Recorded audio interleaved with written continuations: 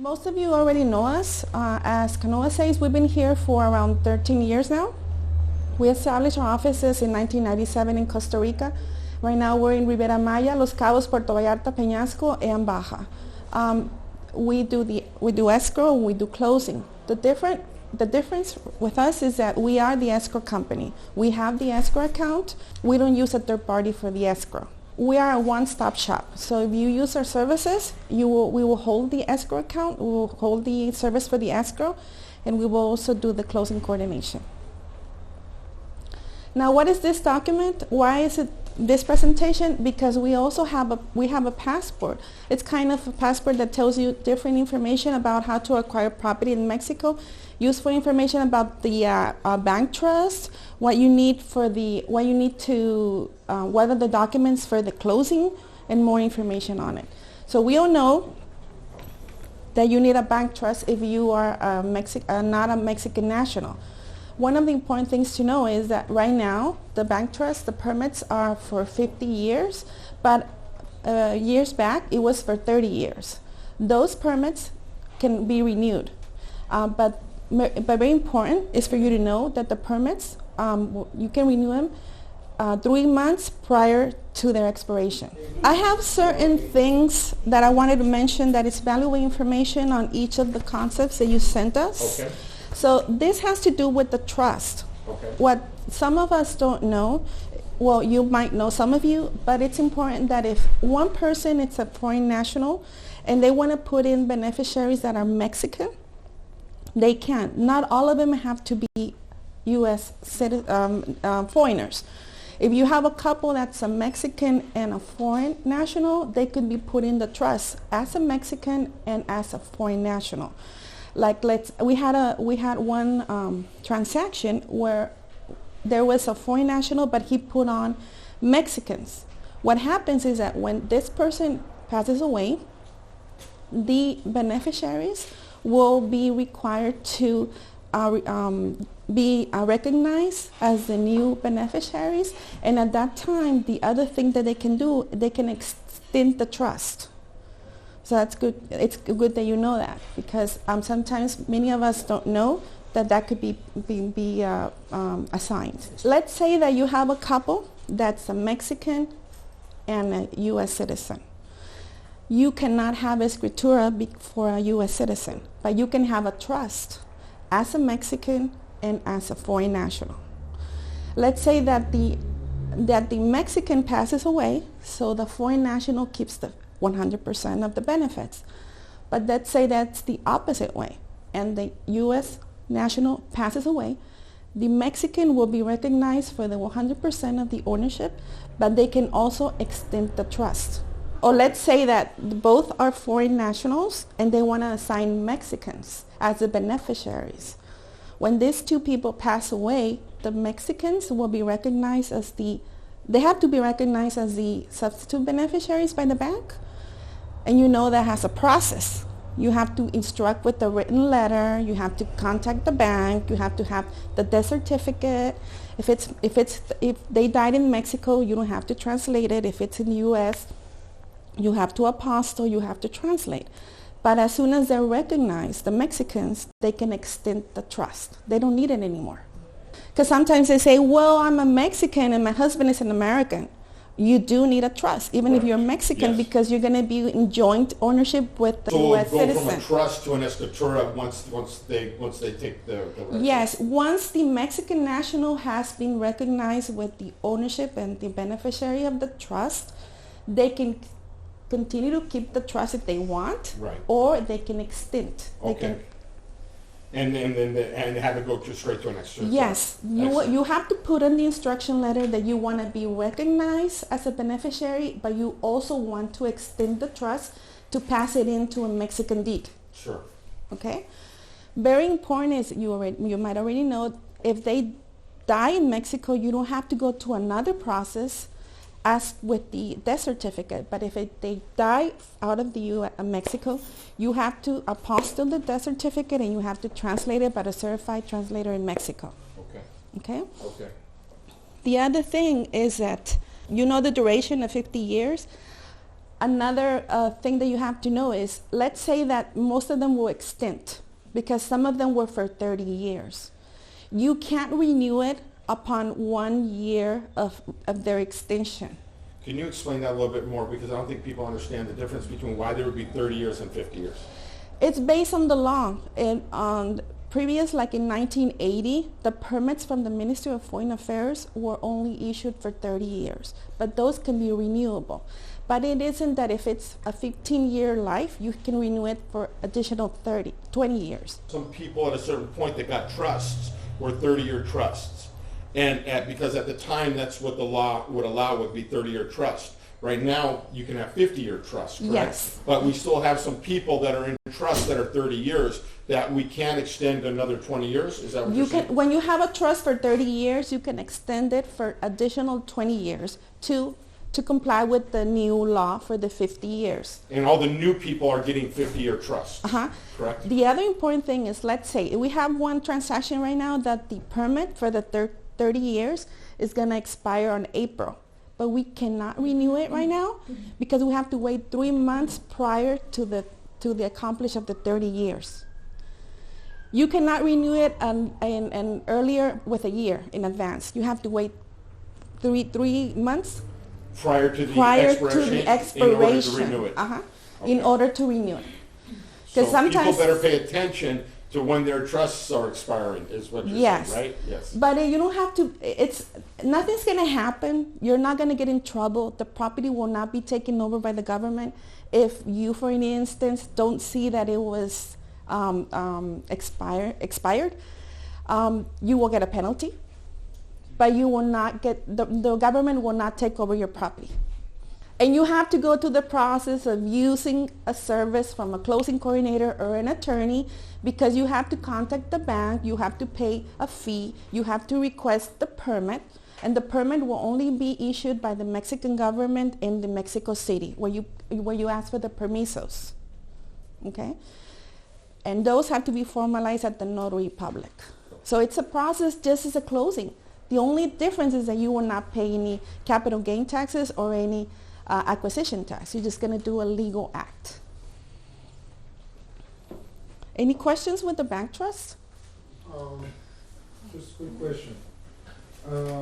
Okay, so is understand that actually what expires is not the bank trust. What it dictates the life of the bank trust is actually the permit of the foreign affairs office. And okay, and also you say that 30-year trust can be extended for 20 years. Okay?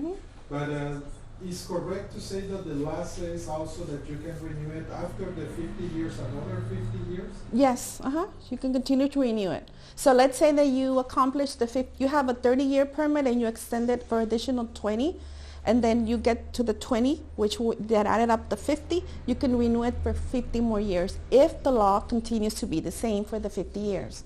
If not, it all depends what the foreign law will tell you. So every time that you renew it, did you get into a cost of renewing that? Yes, you have. When you renew, it's not the same cost because you're not going to pay taxes. You're just going to renew your permit, and it's going to be, the permit will cost you around $600. The renewal will only cost you around $600, but you have to go to the notary, and you have to pay legal fees, and you have to pay maybe, I don't know, certain documents like courier administrative fees. Okay, thank you. That's all. What banks right now are you working with for trusts, or what banks do you recommend working with for trusts? The bank that we typically use is Monex, but it all depends also if it's a cession of trust rights. We just follow up and use the actual bank fiduciary that is holding the property. Many of the banks change their rules and internal policies, and in the case of Scotiabank, they're no longer accepting cession of trust right for their existing trust. You have to extend, or you have to make a substitution of the fiduciary. What I tell you is, first you have to check to see what are the conditions with the bank when you have an existing trust. that you're going to make a session with, because you have to know how is it, the conditions of the property and the trust. So can you then, instead of seizing the rights, can you substitute the fiduciary to the new buyer's name? Yes. Okay. Mm-hmm. So what I've heard lately is a lot of the bigger banks are getting out of the trust, are getting out of doing fideicomisos, and more of the smaller banks are now getting in and doing the fideicomisos. Why is that, or do you know why? The law changed, being the foreign law, and now they've been more strict with their policies, and based on the anti-money laundering law, that they have to have their file in. And also what the foreign law does is that if they kind of do audits oftenly, and if there's something, they don't have the complete file, they will get sued. They will get. So it's liability reasons. They don't want to assume the liability from dealing with the foreign trust, so that they figure they're just not going to do them anymore. Is that why? Yes. With Scotiabank, what happened is that they had an audit, and then they didn't have all their files complete. So every time we got like a request for estimating of closing costs, and we knew it was going to be the actual trust was with Scotiabank, we had to ask them if they could accept the session, or if we had to do a substitution. Because if it's like for developments, they already have all the chain of the title, and they didn't need any other information. But if it's with individuals, they were asking us for information of previous sellers, and you cannot get hold of them because they had to include all that information on their file. So based on the history, they said, no, we cannot take the session. We can do a substitution. Or yes, we can continue to hold the trust. But it's more about liabilities, Okay. just for them to be secure. Okay. Mm-hmm.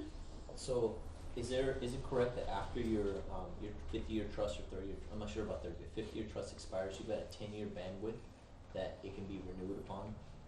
I haven't heard about that. No. Okay, so that's No. not correct. No. What is the bandwidth then that you can, if you have zero communication from either the fiduciaries or the beneficiaries regarding the trust, what is the bandwidth that you have? I don't know exactly the band, but I know that who will get the fine is not the beneficiary of the trust, but it's the bank. So the bank is responsible because he's the one that's going to be audited. Yeah. Okay. So they have to follow up. We know that they do not follow up.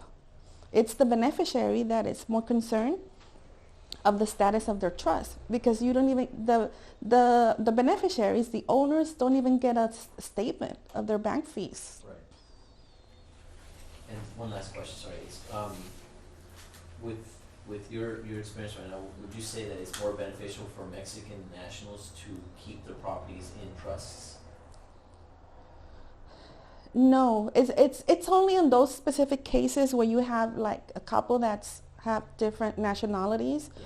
But no, if you're a Mexican national, you will want to save yourself the annual fee every year. Yeah. I just wanted you to know that when somebody wants to put Mexican nationals as the beneficiaries, that is allowed by the law to do so. Okay. One important thing is when you request a 50-year permit, you only have 6 months to formalize the permit at the notary public. If for any instance and we know that closing the process has extended, it's not because of us, it's because of certain external reasons, the banks and the requirements.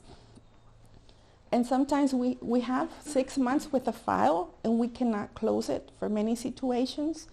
You have to request like a prórroga, an extension. And they will give you a prórroga for the permit so you can use it before the notary public for 180 days.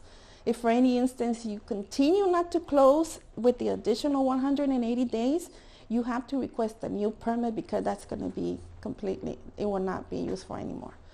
And the permit, the first permit that you request, the 6 months, is around 1,100 through 1,500.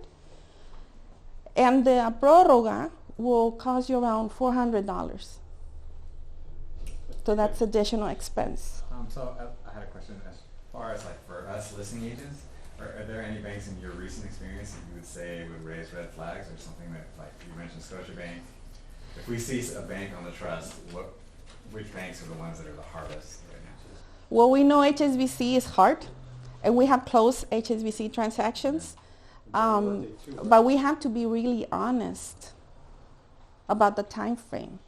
With HSBC, we actually renewed a trust that was going to expire, and we had to extend it with HSBC, and then we transferred it to Monex. Now, please pay attention to that. It's not only a closing that we do. We did 3 legal acts.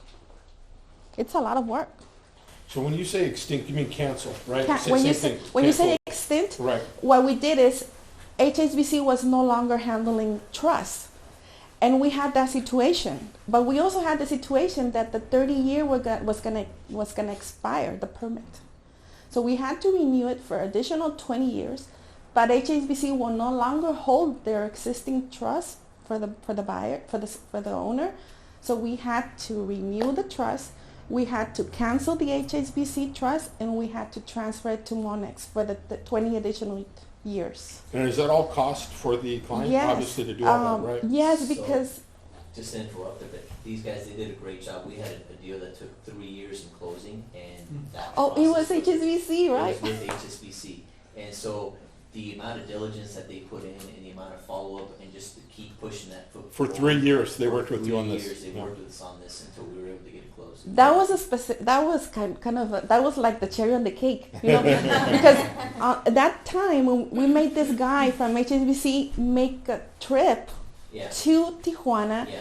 during a storm that no notarios were He didn't- open the office. He didn't even get out of the airport. He didn't get They out of needed the to go to airport. the airport, have him They sign. met with them at the airport, At the signed, and he got airport. back on the Yes. plane and left. So at the office, what I have is a group of our people here that they do diligence, and I told one lady that it's in Peñasco, and I said, you have to call him every 5 minutes. Call him.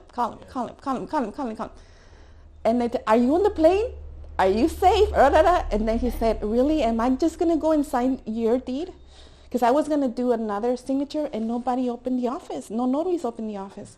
So he was like, "Tsk," and he left. Yeah, So that was that was fun. that was fun. The other important thing is with the foreign investment law. Why is it so important to mention?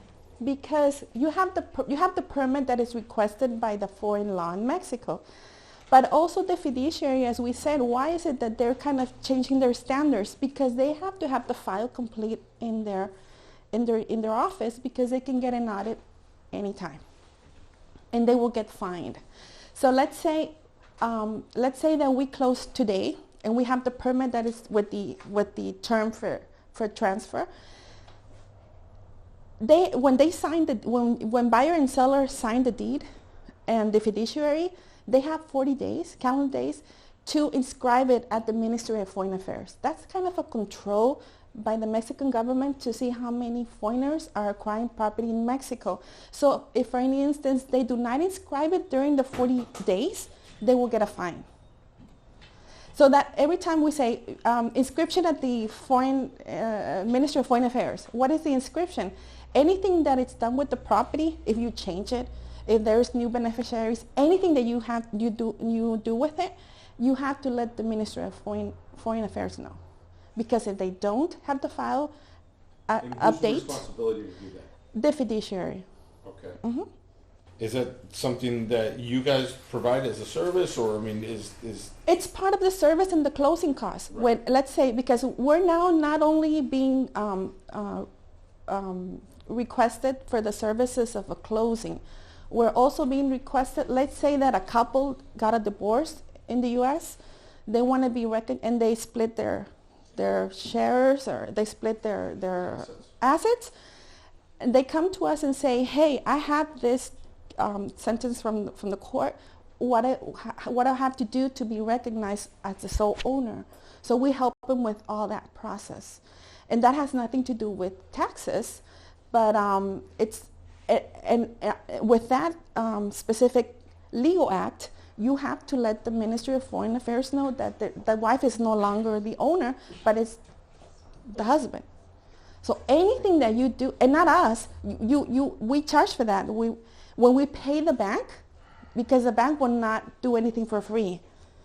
So if you have to be recognized, if you want to cancel it, if you want to make a session, you always have to pay the bank, and that will include that certain fee. What are the liens that we have been, that typically are in a transaction?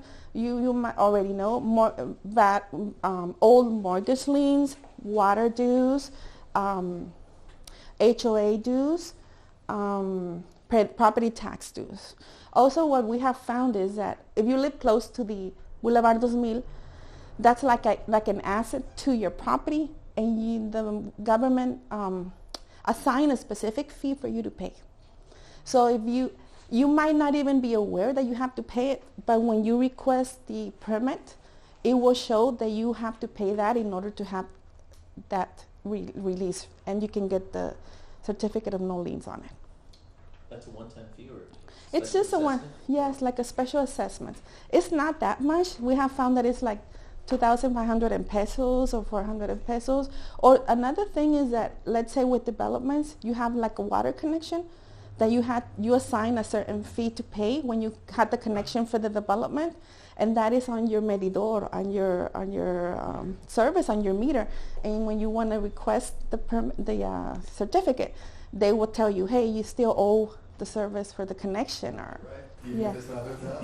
even if it's not hooked up. So one of our challenges, especially the people who are taking listings, is dealing with the liens. Any suggestions on, because obviously they're going to be signing a listing agreement to sell a property, any suggestions on how they should be working with you in order to deal with these liens, either prior to the listing agreement or prior to them actually, even deciding if they are going to get involved with this listing? Yes, we have a passport that it's a blue passport that I have here that has information about buying. But we also have another passport that has information about selling. And it explains you what you have to do and how you have to prepare your property before you list it in the market. The thing that I really wanted to get across to the agents is that they can't do this by themselves. They really should be bringing in professionals to help oversee the transactions, to make sure that their clients are being protected, and that everything the due diligence is being done to make sure that we can offer a safe and secure transaction, or at least disclose everything so that the clients can make an educated choice on what they want to do with their money. Exactly. The most important is for you to disclose. And let me tell you, in our office, we kind of secure our reputation. And I have had people coming walk-ins and saying, I have this, I want to do this transaction, and they try to use us like to talk to the investor and tell them, hey, it's fine, you go ahead, pay them. But we will not accept any transactions that we don't feel comfortable with, and we have left many businesses. Let's talk about that a little bit, because I think escrow is important. I think that kind of goes why people use escrow, is to make sure that everybody fulfills their obligations prior to title and money being transferred. And one of the things you mentioned was that you are one of the only places here that have an in-house escrow, that actually do your escrows in-house. How does that benefit either the agents or the clients? What does that allow you to do that maybe other places can't? Because we prepare the escrow agreements for you. We know if you use our services, we do it often, not always. We can be at the closing, just for the parties to be secure that their funds will be transferred. It gives them a little more comfort. We are an escrow company. Some of the offices, like in, let's say, Los Cabos, in Puerto Vallarta, they don't do any closings. Their only service is offering escrow. That's what we do best. What we offer the closing coordination is here, Puerto Riviera Maya, and Los Cabos. If we do the complete service and you get our escrow, I have the ability to check my email right now and see who sent money. So immediately, if you tell me, hey, I'm expecting money for one of my buyers, I will let you know immediately.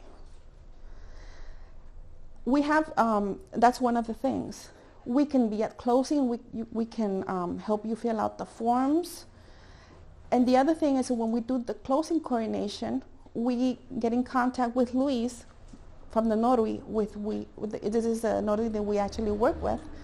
He knows our process. We draft him a letter at the end of the closing specifying that buyer, and he tells us that buyer and seller signed the deed, and it says the number of the escritura, it says the property description, the names of the parties, and with that document, we will disperse. So what are the things that when you go into closing and you use our services and you use our closing, you will know ahead of time that your client, if it's the seller, will get the funds and that they're already in escrow and that we have everything ready. We're like, okay, at what time are they going to close? Okay, are you done? Can I disperse? Because we have all the back office working and being prepared. So when buyer and seller sign the deed, and if we sign in the morning, you should get the seller should get the funds in the morning. And also all of you. So what's some of the biggest challenges that you've come across where escrow has become something that has actually ended up, some of the things that maybe it might have been challenged between buyers and sellers, and that where escrow has probably worked out in the benefit of one party or another? It's in the benefit of all of you. We are a third party. We cannot be more into the buyer side or the seller side. And if there is a dispute because of, buyer canceled or seller canceled, we will check out. Which never happens, right? It does happen. I have had people on the desk saying, hey, we're fine. I want to sell, you want to buy, we're best friends, da da da da da, and we're like, and then they don't talk to each other anymore. And we had so many experiences. And they say, hey, my funds. And I said, didn't I tell you? You have to have everything written down, nothing verbally. It's better if you have it written down. So when we're participating, okay, what did you agree to? What did you agree to? Okay, we're going to draft an agreement. And if any of them fail, we will know who failed and what we have to do with the money. And so what happens in those situations where those disagreements come up? What's the process? We will follow what the everything, how the transaction was performed. We will check what were the agreements, and we will perform in the benefit of. Just so you guys know, this isn't uncommon.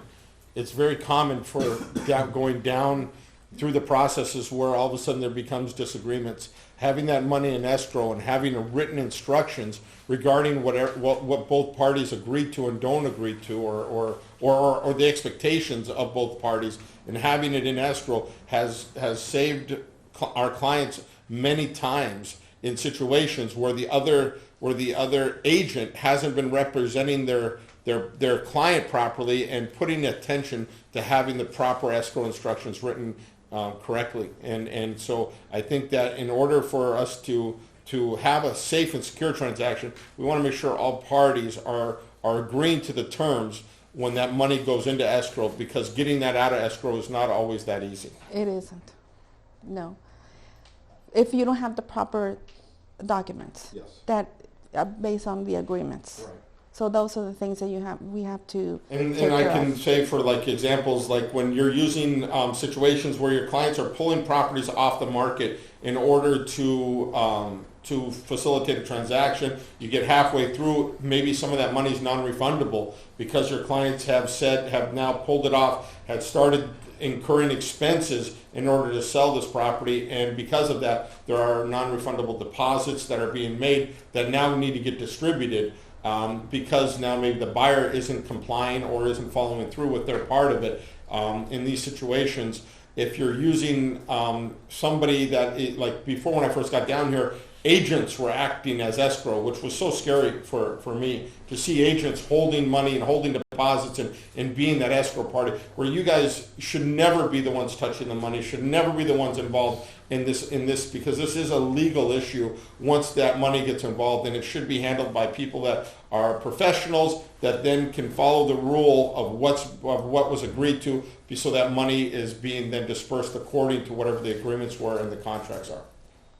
We have done a lot of transactions in escrow. We're not new with that. A lot. And we have seen so many things happen. The other thing with our escrow is that it's a real estate escrow. And we have to secure that when we do a disbursement to the seller, the buyer will have a right over the property. We cannot just pay him without the buyer receiving something back. So typically our conditions to disperse funds to the seller are either a private agreement, the letter from the notary, or the copy of the deed. In some areas of Mexico, like in Baja and Rosarito, they will not give us copy of the deed because it's not completely signed by all the parties.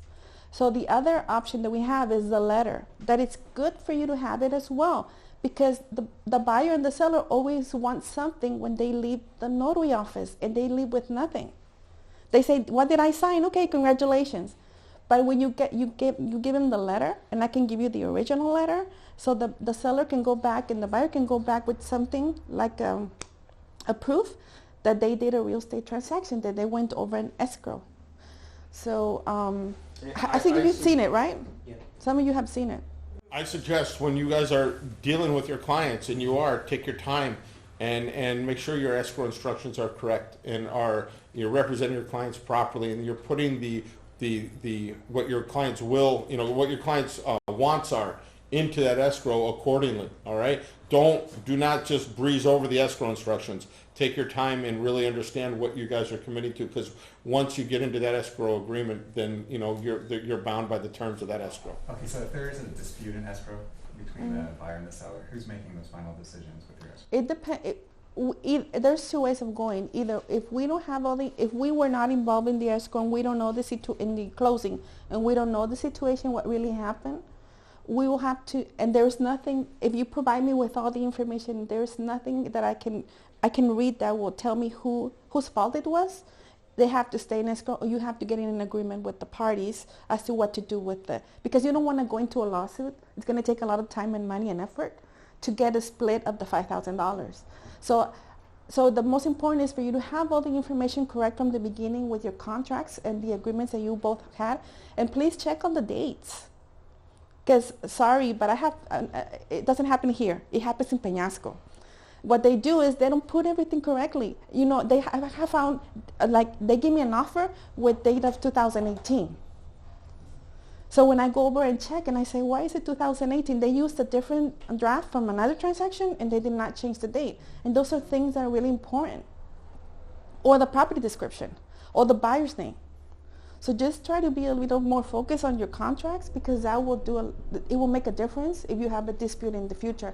Anything that you do, just not make it verbal. You have to put it in writing. So if you have everything on hand, if you have a private agreement, make an addendum if you want to change something, because all that will help you, even in the court. Yeah, so if I understand correctly, if they don't agree and you can't get them to agree, then it's going to go to court. If they don't agree, we'll keep them, and the judge will decide what to do. It has never happened. But It has never happened. There's no escrow officer then to make because I think that's what you're looking for, right? Final decision? There is, if you have you can't make a final decision if you don't have everything in writing, because then the claim will go against the escrow. Because you have to have, if you do have all the information on it, you can make a decision.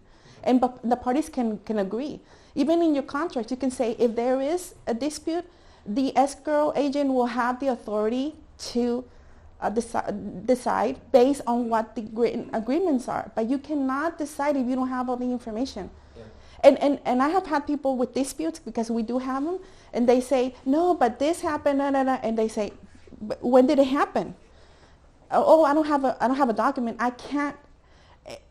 Both parties will give me their own version. He's a bad one and he's a bad one. But if I don't have the information, I can't make a decision without the papers.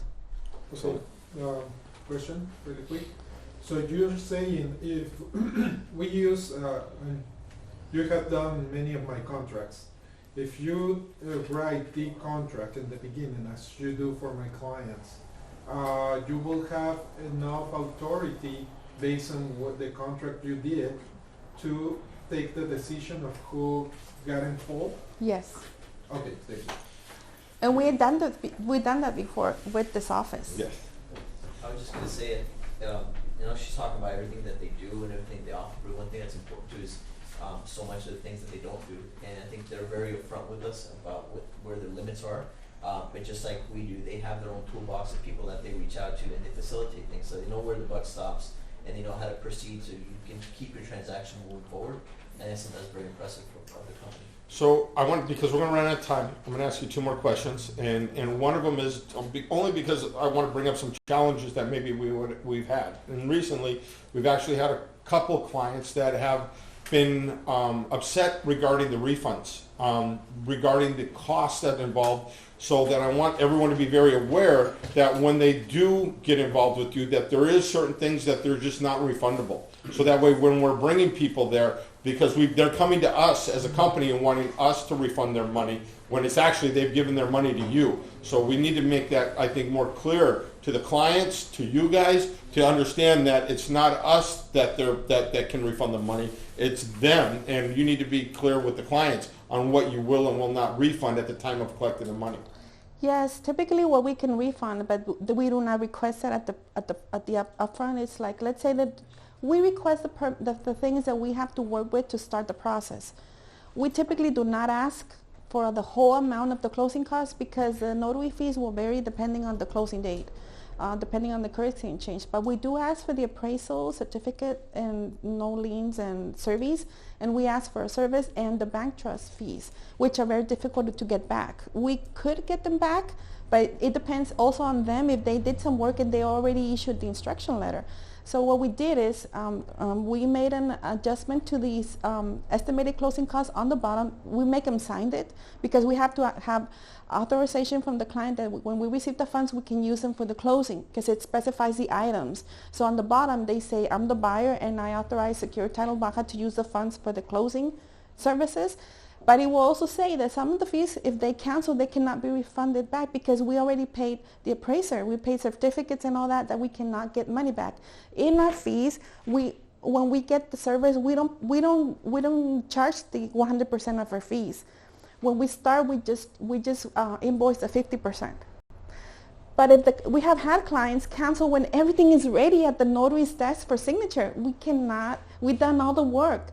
But let's say that it's a 4-month closing, and we're at the 2-month. We haven't done everything on it. We will not charge the other 50.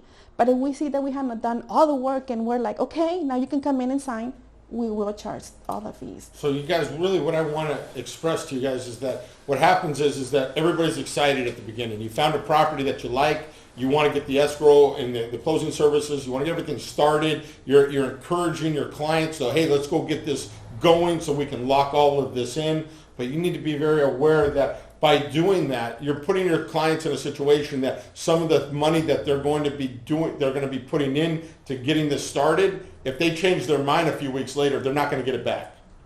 All right? So if you're going to be the ones recommending to them to do this, and then for some reason you recommended them on a property that wasn't sellable, or you put them into, or you told them, or something falls apart because of whatever reasons, and there's a million different reasons that things are going to fall apart, you need to be aware that you got to be careful with the wording that you're using, because you could make yourself liable for that money that you're telling them to spend, when it really should be, they need to be completely aware that, hey, look, I know we're excited about this property. I know we want to do this. I know we're getting into this, but realize by us starting this and doing this, if this falls apart or if you change your mind, there's money here that's not going to be refunded. All right? So be cautious and be thoughtful of the words that you're using when you go and have your clients start spending money. Okay? Yeah, so what the estimate will have, every time you ask me for an estimate, it will have on the bottom that fees will be, some of the fees will not be reimbursed. They cannot be returned because we already use them for specific situations. But we do not ask, we kind of always ask for the bank trust fees, for our fees, and for the appraisal survey and certificates. The notaries, we just don't want to, we don't request that at the beginning because we don't know exactly what the amount will be. I'm going to ask you one last question, then we got to finish. Now there's a few options right now, different options that people can use for closing and escrow services. When and why should they bring them to you? What is it that you guys are offering that maybe would be competitive against the other people here? Security, Okay. transparency, experience, a one-stop shop. Okay. All right, you guys. We're going to have her information available for all of you.